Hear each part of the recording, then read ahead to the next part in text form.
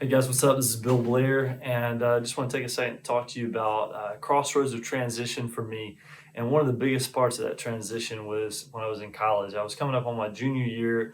I had an undeclared major. There were a couple things in my life I loved, and that was definitely rock climbing. Loved being social and hanging out with people. And then I also just had this passion for mixing and hanging with younger students and helping them to kind of develop spiritually. I didn't know where I wanted that to go, but I came out of an incredible youth ministry when I was young, and I was curious as to whether or not I would be able to be a good youth minister. Didn't have the landing or the gear to know how to make that thing come down and work exactly right. And so I went to speak to a person who was kind of a mentor and sage in my life. And after telling them kind of my predicament, trying to feel out, like, hey, like, what am I supposed to be doing? How's this supposed to go? They just asked me some pretty clarifying questions. And they also helped me understand that you can get two different kinds of education. You can get an education that basically prepares you to do a certain skill set in the workforce, in the world, or you can get kind of a more open education that helps you to think through life and history and how things work and how people work and how their minds work and what's important to them.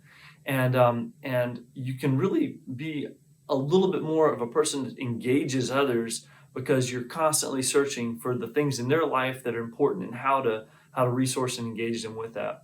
Well, that's the track that I decided to take, and that led me to a jumping off point.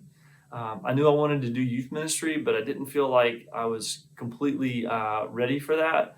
And so I wanted to know what steps I needed to take. So enter another guide. So this other guy comes in. He was a professor at the university that I was at, and he would meet with me. And the thing I hated about it is that he told me he would meet with me at 5:30 in the morning. And I was like, "You're crazy, dude! I'm seeing you. This is nuts."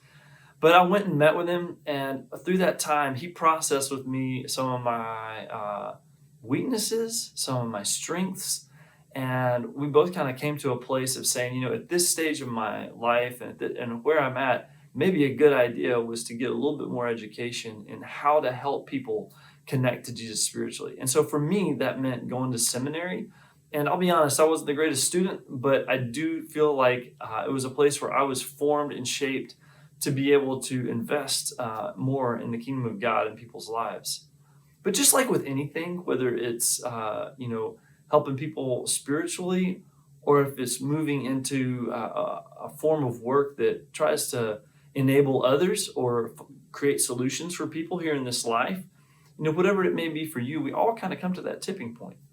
And what I've noticed is that during those times, God can bring us guides in people, and that God is actively involved in helping us to move to that next place. He's present, and he often knows it's hard for us to do that alone. And so he brings these guides into our lives. So I'd be curious for you guys to think about, who are the guides that God is bringing into your life that helped to fashion and move you to the next stage of what he has for you in this world. There's a great quote that I'd like to leave you guys with, and it's simply this. Do not ask yourself what the world needs.